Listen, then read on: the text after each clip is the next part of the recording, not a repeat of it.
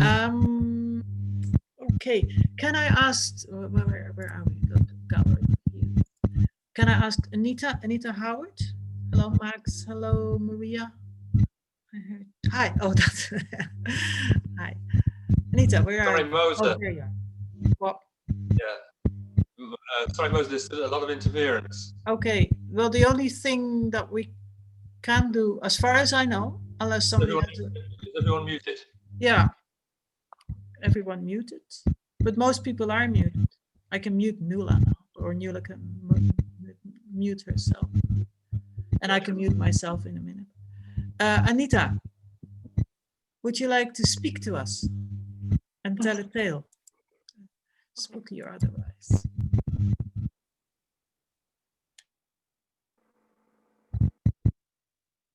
This time of the year, the veils between the physical and spiritual world become noticeably thin. If ever there was a time for paranormal experiences, this is the one. From my earliest years, I've listened to ghost stories with a mixture of fascination and terror. I often wondered if I would ever experience contact with the other world myself. The closest I've come to this, as far as I know, was through one of the greatest storytellers in my life, and she was my great aunt, Mary Frances, otherwise known as Auntie Babe. Now, by the time I arrived in the world, Auntie Babe was in her 80s, and she didn't resemble her nickname anymore. But she was one of my grandmother's youngest sisters. In a family of 14 children, she was always defined by her birth order. She had never married and lived alone, so she welcomed our visits.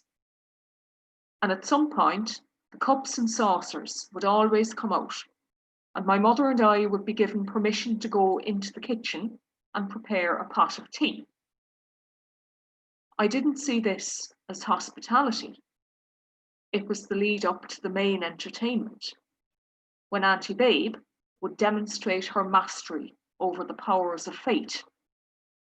We would cut open the tea bags and empty them into the pot, so that Babe could read the tea leaves. With a series of blows on the side of each empty cup, she would agitate the thick covering of leaves. "There's a shake hands to you," she would announce. "There's a wearable to you. There's a dog in the tea leaves." This apparently was the symbol of friendship. It was unheard of for Babe to see anything unfavourable in the tea leaves. But there were many occasions when she saw the thing that she herself was hoping to happen. "There's an invitation," she would declare pointedly, in the presence of parents preparing for their daughter's wedding. My acceptance at college came as no surprise to Babe. Had she not noted from my tea leaves the summer before that I would soon be going into a big building with trees around it, where I would be asked lots of questions. But there came a night when this ritual was past, she told us stories about the friend who taught her to read the tea leaves, and this was Nora. As a young woman, Babe had worked as a nanny for a family who lived in one of the big houses in Monkstone, on the shores of Cork Harbour. Nora was the housemaid, a person of great import, and she combined life lessons for Babe with the stories of the ghosts that inhabited the area. One evening, Babe glimpsed a fleeting and unexplained shadow in the porch of the house. Nora assured her that she had seen the shadow of the monk. It was the spirit of one of the monks from the ancient monastery that had got Monkstone its name. Nora was a live-in employee. She had good reason to know these kinds of stories. But there came a time when Nora confided in Babe, and even in their employer, that she was having some disquieting experiences of her own in her bedroom. At night, Nora would often be woken up by the sensation of being violently shoved in the bed. Needless to say, she was alone in the room. She began to lock her door. The shoving continued. In the end, her employer agreed to move her to another bedroom. And nothing further happened. Some time later, Nora moved on to another job, and a guest was given her old room for the night. The next morning, he reported the same frightening experience. Something he couldn't see had pushed him when he was lying in the bed. It was a week or so later that the family's little daughter, who Babe was employed to look after, was noticed to be outgrowing her toys. She was 5 now, and her baby toys could be put away. Her mother decided that Nora's old bedroom would be a convenient place to store the extra toys. So she asked Babe to take care of it. And so, helped by her little charge, Babe gathered up the toys and they carried them in armfuls to Nora's bedroom. The job shouldn't have taken too much time. The room felt completely calm and tranquil. There was nothing there, only a door and the bed against the opposite wall.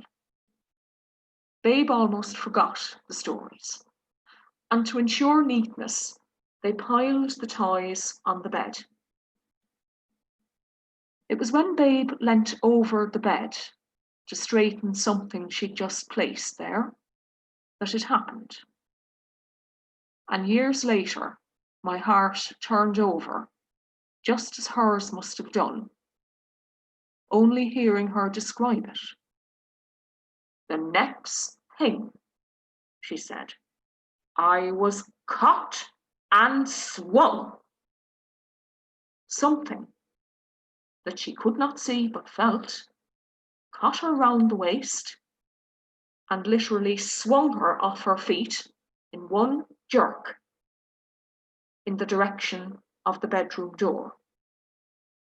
Now, even in those days, with respects to her spirit, Babe was a heavily built woman.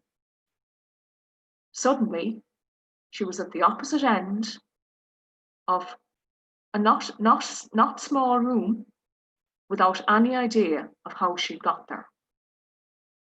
She grabbed the door frame for support and stared back at the bed in disbelief. Then she heard the bewildered voice of the child, who was looking up at her and repeating, Nanny, what matter? What matter? Babe's first instinct was to run screaming from the house and not stop until she reached her own home in Glenbrook, which was about a mile away. The only thing stronger than her fear of the unknown was her determination that she didn't want to upset the child. Nothing, love, she said, a little more firmly. But I'll tell you what we'll do now. We'll play a game. We'll stand here at the door and throw the rest of the toys onto the bed. And that was what they did. Once they'd finished, Babe led the little girl downstairs and had a long talk with her employer. No one in the house was ever asked to enter that room again. And for the rest of the time the family lived there, the door was kept locked.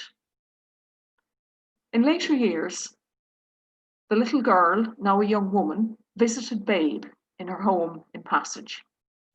And she said she did indeed remember that day. She also told Babe that on many occasions, in the years after Babe had left, when she'd walked down the stairs of her childhood home, past that locked door, she had felt something pushing her on the staircase. To the end of her days, Auntie Babe had no explanation for what had happened to her at the moment she stooped over the bed in that room. But she maintained It was true. The house is still there, and I could name it. And I've heard that there are still stories about certain things that happen in a certain room. I never quite became a reader of tea leaves myself, but I am an inveterate tea drinker. At this time of the year, though, I go easy on the cups and saucers. I find they have an awful tendency to rattle.